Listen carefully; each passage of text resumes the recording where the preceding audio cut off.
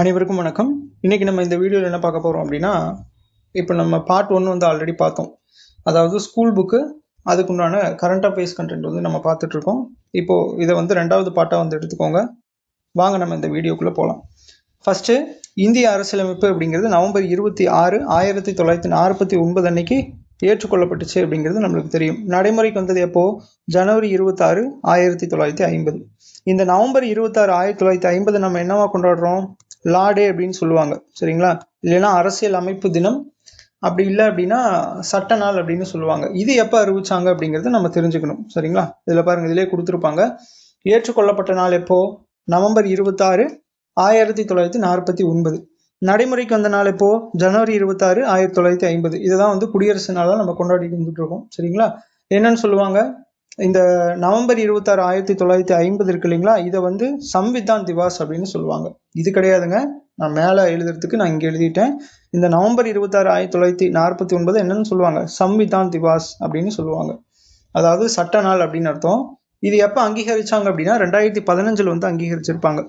Doctor B.R. அம்பேத்கரோட 125வது பிறந்த நாளை ஒட்டி இதை வந்து அறிவிக்கப்பட்டிருக்கும். ரொம்ப ரொம்ப முக்கியம். 2015 தான் நம்ம இதை கொண்டாடிட்டு வந்துட்டு இருக்கோம். அதாவது சம்விதான் திவாஸ் அப்படின்னு சொல்லிட்டு இதை வந்து ஞாபகம் வச்சுக்கோங்க. இது நம்ம புத்தகத்தில் வந்து கொடுத்துருக்க மாட்டாங்க. இது ஃபர்ஸ்ட் பாயிண்ட். அடுத்து 2வது இந்த குடவோலை முறை அப்படிங்கிறது கொடுத்து வந்துருப்பாங்க. இது எல்லாமே பார்த்தீங்க அப்படின்னா 9th புக்ல இருந்து எடுத்தது தான். இந்த குடவோலை முறை அப்படிங்கிறது யாரோட காலகட்டத்தில் வந்திருக்கும்? ஃபர்ஸ்ட் முதலாம் பராந்தக சோழன் அப்படின்னு சொல்லுவாங்க இல்லையா, அவரோட காலகட்டத்தில் தான் இந்த குடவோலை முறை அப்படின்னு சொல்லி இன்ட்ரடியூஸ் பண்ணி இருந்திருப்பாங்க. இந்த குடவோலை முறை நம்ம எக்ஸாக்டா நம்ம இயர் சொல்லணும் அப்படின்னா கிபி 919 922 இதுதான் இவரோட காலகட்டம். இதை நூற்றாண்டுல சொல்லணும் அப்படின்னா 10 அப்படி இல்லைன்னா 11ஆம் நூற்றாண்டு அப்படின்னு சொல்லுவாங்க. 10th செஞ்சுரி அப்படி இல்லைன்னா 11th செஞ்சுரி. இது ரொம்ப முக்கியம். ஏன்னா டிஎன்பிஎஸ்சி வந்து பார்த்தீங்க அப்படின்னா இந்த செஞ்சுரியிலையுமே வந்து கொஸ்டின் கேட்டிருக்காங்க.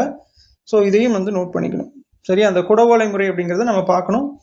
முதலாம் பராந்தக சோழன் 919 922, 10ஆம் நூற்றாண்டுலேருந்து 11ஆம் நூற்றாண்டு, சரிங்களா? இதில் என்ன கரண்ட் அஃபேர்ஸ் அப்படின்னா 2024 சரிங்களா, 2024 என்ன நடந்திருக்கும்? புதுடெல்லியில் அந்த குடியரசு தின விழா வந்து கொண்டாடி இருப்பாங்க. அதில் பார்த்தீங்கன்னா நிறைய அந்த ஊர்தி வந்து போகும் இல்லையா, அந்த வண்டிலாம் போகும் இல்லையா, அதில் தமிழ்நாட்டை சேர்ந்து இந்த குடவோலை தேர்தல் முறையை பற்றி, சரிங்களா, அதை என்ன பண்ணியிருந்திருப்பாங்க அப்படின்னா அலங்காரம் பண்ணியிருந்திருப்பாங்க, சரிங்களா? அந்த குடவோலை முறை தேர்தல்னா உங்களுக்கு தெரியும் இல்லையா, அந்த ஓலை வந்து பானையில் வச்சு அதில் முன்னுரிமையோட அடிப்படையில் தேர்தல் வந்து நடக்கும், சரிங்களா? அதை தான் வந்து குடவோலை முறை அப்படின்னு சொல்லுவாங்க. அதான் இங்கே கொடுத்துருக்காங்க பாருங்க. 2024ஆம் ஆண்டு புதுடெல்லியில் நடந்த குடியரசு தின விழா அணிவகுப்பில் சோழர்களின் வரலாற்று சிறப்புமிக்க குடவோலை தேர்தல் முறையை விளக்கும் தமிழ்நாட்டின் அலங்கார ஊர்தி இடம்பெற்று அனைவரிடம் கவனத்தை வந்து ஈர்த்துச்சு அப்படின்னு கொடுத்துருக்காங்க. இந்த ஊர்தி அணிவகுப்பில் தேசிய அளவில் 3வது பரிசை வென்றுச்சு. இது ரொம்ப ரொம்ப முக்கியம், சரிங்களா? நம்மளோட தமிழ்நாடு ஊர்தி இருக்கு இல்லையா, அந்த வெஹிக்கிள் எத்தனாவது பிளேஸ் வின் பண்ணுச்சு அப்படின்னா 3rd பிளேஸ். இதை வந்து நோட் பண்ணிக்கணும். அடுத்து இந்த 2024 வந்து பார்த்தீங்க அப்படின்னா இந்த குடியரசு தின விழா இருக்கு இல்லையா, குடியரசு தின விழாவுக்கு தான் அடுத்த நாட்டில இருந்து வந்து பார்த்தீங்கன்னா இங்கே சீஃப் கெஸ்ட்டாக வந்து வருவாங்க. அந்த சீஃப் கெஸ்ட்டாக வர்றதுல 2024 யார் வந்திருப்பாங்க அப்படின்னா பிரெஞ்சு பிரசிடென்ட், சரிங்களா? பிரெஞ்சு பிரசிடென்ட்டாக இருக்கக்கூடிய இமானுவேல் மேக்ரான் அப்படின்னு சொல்லிட்டு ஒருத்தவங்க இருப்பாங்க. அவங்க தான் வந்திருப்பாங்க. அந்த 2024 அப்படிங்கிறது 75th ரிப்பப்ளிக் டே. அதனால தான் இந்த தமிழ்நாட்டோட அந்த குடவோலை முறை காட்சி அப்படிங்கிறது அந்த வண்டியில் இருந்தது சிறப்பு. இதை வந்து நோட் பண்ணிக்கணும், சரிங்களா? இன்னொன்று நோட் பண்ணிக்கோங்க. 6th time French leader was a chief guest. அதாவது 6வது முறையாக பிரெஞ்சில் இருக்கக்கூடிய தலைவர் வந்து இங்கே சீஃப் கெஸ்ட்டாக வந்திருக்காங்க 2024 ஜனவரி 26. இதை நோட் பண்ணிக்கோங்க. இன்னொன்று என்ன அப்படின்னா இந்த ரிப்பப்ளிக் டே குடியரசு தினத்தன்னைக்கு மட்டும்தான் கெஸ்ட் வருவாங்க. மற்றபடி இந்த சுதந்திர தினத்தன்னைக்கெலாம் வந்து வரமாட்டாங்க கெஸ்ட்டு, சரிங்களா? இதை வந்து நோட் பண்ணிக்கணும். அடுத்த பாயிண்ட் பாருங்க. 1912 13, அதாவது நம்மளோட இந்திய நாடாளுமன்றத்தை பற்றி பார்க்க போகிறோம். இந்த இந்திய நாடாளுமன்றம், பழைய இந்திய நாடாளுமன்றம் அப்படிங்கிறது 1912 13 வரைக்கும் பிளான் வந்து போட்டிருந்திருப்பாங்க. அதாவது எப்படிலாம் நம்ம கட்டலாம் அப்படிங்கிற பிளான் போட்டிருந்து புதுடெல்லியில் வந்து இந்த கட்டி முடிச்சிருப்பாங்க. எப்போ கட்ட ஸ்டார்ட் பண்ணியிருப்பாங்க அப்படின்னா 1921 கட்ட ஸ்டார்ட் பண்ணி 27 வந்து முடிச்சிருப்பாங்க. இது பழைய நாடாளுமன்றம் அப்படிங்கிறது. இப்போ புது நாடாளுமன்றம் அப்படிங்கிறது மாறிடுச்சு. அதை பற்றி நம்ம பார்க்கலாம். அதுதான் வந்து கரண்ட் அஃபேர்ஸ். சரிங்களா? இது யார் கட்டியிருந்திருப்பாங்க அப்படின்னா, அதாவது பழைய இந்திய நாடாளுமன்றம் எட்வின் லுட்டியன்ஸும் அதுக்கடுத்து ஹெர்பர்ட் பேக்கர், இவங்க 2 பேருமே சேர்ந்து தான் வந்து கட்டியிருந்திருப்பாங்க. முதன்மை வடிவமைப்பாளர் அப்படின்னு நம்ம வந்து சொல்லலாம். சரியா? சரி, ஓகே, இதை நோட் பண்ணிக்கணும். இது பழைய நாடாளுமன்றத்துக்கு பொருந்தும். இப்போ புது நாடாளுமன்றத்துக்கு பார்த்தீங்க அப்படின்னா, புது நாடாளுமன்றத்துக்கு போகிறதுக்கு முன்னாடி இந்த பழைய நாடாளுமன்றத்தில் ஒரே ஒரு செய்தி மட்டும் பார்த்துடலாம். இந்தியாவோட பழமையான நாடாளுமன்ற கட்டடம் தற்போது சம்விதான் சதன் அப்படின்னு சொல்லிட்டு அழைக்கப்படுது. ரொம்ப ரொம்ப முக்கியம். சம்விதான் சதன் அப்படின்னு சொல்லிட்டு பழைய நாடாளுமன்றம் அழைக்கப்படுது. இது இர்வின் பிரபு காலத்தில் வந்து திறக்கப்பட்டுச்சு. சரிங்களா? யார் வந்து இனாகிரேட் பண்ணாங்க அப்படின்னா இர்வின் பிரபு. இதை நோட் பண்ணிக்கணும். இக்கட்டடத்திற்கான அடிக்கல் 1921 என்ன பண்ணியிருக்காங்க அப்படின்னா, February 12 இந்த கர்நாட் பிரபு அப்படிங்கிறவரால் நாட்டப்பட்டது அப்படின்னு கொடுத்துருக்காங்க. ஏன்னா அவங்க தான் ஃபர்ஸ்ட் அந்த அடிக்கல் நாட்டினது யார் அப்படின்னா கர்நாட் பிரபு அப்படிங்கிறவங்க. எப்போ? 1921. இர்வின் பிரபுவால் இது வந்து திறக்கப்படுது. சரிங்களா? எப்போ? 1927. இதே மாதிரி இன்னொரு விஷயம் தெரிஞ்சுக்கோங்க. இந்த கர்நாட் பிரபு, இர்வின் பிரபு, இவங்க 2 பேருமே சேர்ந்து இன்னொரு விஷயத்துக்கு வருவாங்க. என்ன அப்படின்னா, இந்தியன் கேட் இருக்கு இல்லையா? அதாவது இந்தியன் கேட்டுன்னு சொல்லுவாங்க. அதாவது நம்ம நாட்டுக்காக போராடின இராணுவ வீரர்கள்லாம் இருப்பாங்க இல்லையா? அவங்களுக்காக வந்து நினைவு சின்னம் வைக்கணும் அப்படிங்கிறதுக்காக இந்த இந்தியன் கேட் கிட்ட சூஸ் பண்ணி நினைவு சின்னம்லாம் வந்து வச்சுருந்துருப்பாங்க. நீங்கள் இதை 8th புக்கில் படிச்சிருந்துருப்பீங்கன்னு நினைக்கிறேன். சரியா? சரி, ஓகே. இதை ஏன் வந்து இந்தியன் கேட்டை நம்ம இங்கே சொல்கிறோம் அப்படின்னா, இந்தியன் கேட் வந்து பார்த்தீங்கன்னா அந்த கர்நாட் பிரபு அப்படின்னு இருக்கார் இல்லையா, இவர் தான் வந்து அடிக்கல் நாட்டு இருந்திருப்பார். அடிக்கல் நாட்டி 1931. இந்த 1931 யாரால திறந்து வைக்கப்பட்டிருக்கோம் அப்படின்னா இர்வின் பிரபுனால. இது இந்தியன் கேட் அப்படிங்கிறது 31 திறக்கப்படுது. யாருனால? இர்வின் பிரபுவால். சேம் எப்படி இந்த கர்நாட் பிரபு இங்கே அடிக்கல் நாட்டி இர்வின் பிரபு இனாகிரேட் பண்ணுறாரோ, அதாவது திறந்து வைக்கிறாரோ, அதே மாதிரி தான் இந்தியன் கேட்டுக்கும். ஆனால் இயர் மட்டும் சேஞ்சஸ் ஆகும். 1921, 31. இதை 21, இது 27 வந்து முடிஞ்சிருது. சரிங்களா? இதை வந்து நோட் பண்ணிக்கணும்.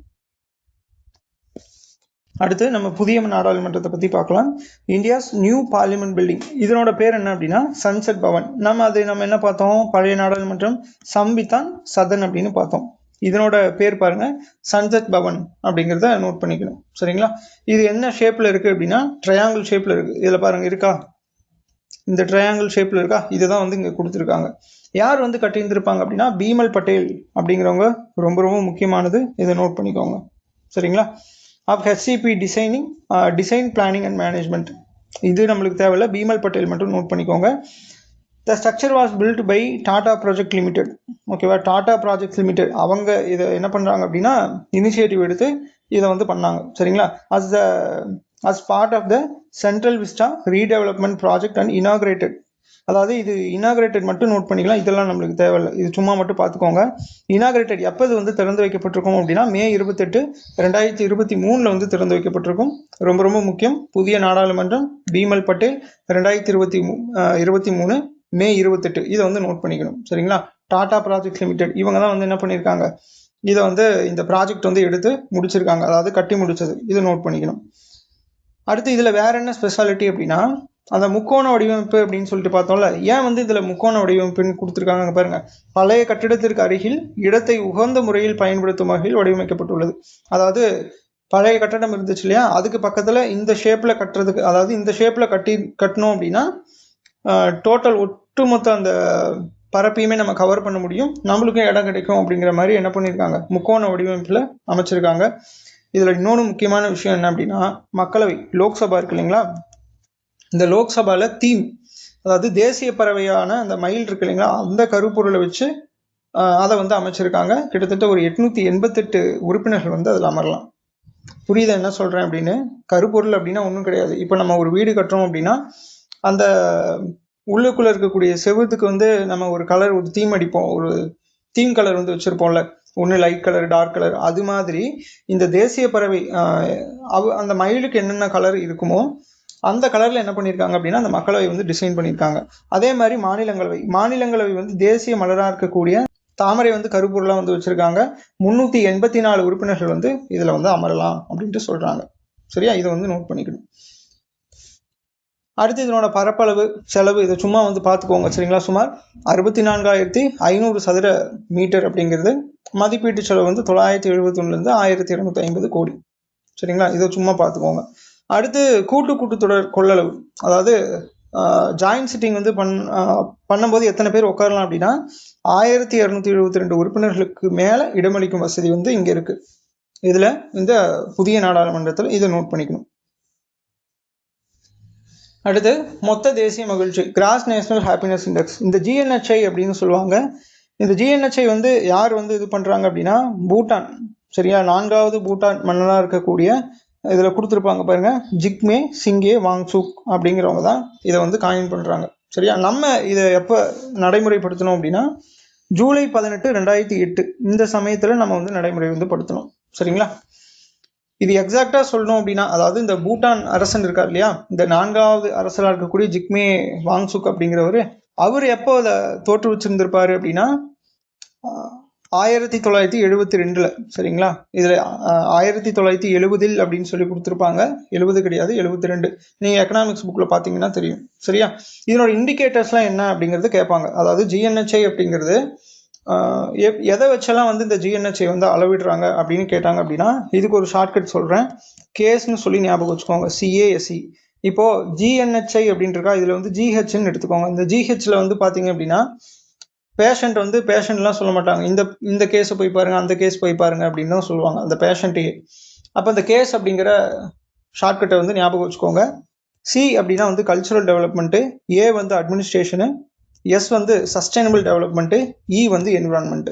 இது எல்லாமே அப்படியே வரும் சரிங்களா. கல்ச்சுரல் அப்படின்னா கலாச்சாரம், அட்மினிஸ்ட்ரேஷன்னா நிர்வாகம், சஸ்டைனபிள் டெவலப்மெண்ட் அப்படின்னா அதை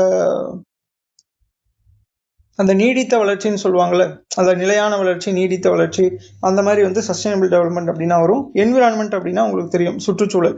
இது எல்லாமே பேஸ் பண்ணி தான் இந்த GNHI அப்படிங்கிறத என்ன பண்றாங்க அப்படின்னா வெளியிடுறாங்க. இந்த GNHI பொறுத்த வரைக்கும் அதனோட பாயிண்ட் வந்து பாத்தீங்க அப்படின்னா மொத்தம் மேக்சிமம் பாயிண்ட் 10 சரிங்களா, 10க்குள்ள வந்து இருக்கும். இதை வந்து நோட் பண்ணிக்கணும்.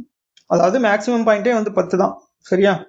இதுல என்ன கரண்ட் அஃபேர்ஸ் அப்படின்னா 2026ல GNHI கிராஸ் நேஷனல் ஹாப்பினஸ் இண்டெக்ஸ்ல இந்தியா எத்தனாவது இடத்துல இருக்கு அப்படிங்கிறத பார்க்கணும். மொத்தம் 147 நாடுகள், அதுல 116வது நாடா நம்மளோட இந்தியா இருக்கு. இந்தியாவோட வேல்யூ பொறுத்த வரைக்கும் 4.536 சரிங்களா, 4.536 அப்படிங்கிற ஒரு மதிப்பீட்டு வந்து கொண்டிருக்கு அப்படிங்கிறது தெரிஞ்சுக்கணும் சரியா. இது 2025ஆம் ஆண்டில் 118வது இடத்தில் இருந்ததை விட ஒரு சிறிய முன்னேற்றத்தை காட்டுகிறது அப்படின்ட்டு சொல்றாங்க. ஆமா, 2025ல வந்து பாத்தீங்க அப்படின்னா நம்ம 118வது இடத்துல இருந்திருப்போம். அங்க பாத்தீங்களா 118, 4.39. இப்போ என்ன இருக்கு 4.536 அப்படிங்கிற பாயிண்ட்டுக்கு வந்து நம்ம வந்திருக்கோம் சரிங்களா. இதுல முதலிடம் வந்து பாத்தீங்க அப்படின்னா பின்லாந்து சரிங்களா. தொடர்ந்து 9வது ஆண்டாக உலகின் மகிழ்ச்சியான நாடாக திகழ்கிறது எது, பின்லாந்து அப்படிங்கிறது சரிங்களா, கிராஸ் நேஷனல் ஹாப்பினஸ் இண்டெக்ஸ்ல. கடைசி நாடு வந்து பாத்தீங்க அப்படின்னா ஆப்கானிஸ்தான், இது 147வது இடத்துல இருந்து இது கடைசி புள்ளியை வந்து பெற்றிருக்கு அப்படிங்கிறத பார்த்துக்கணும்.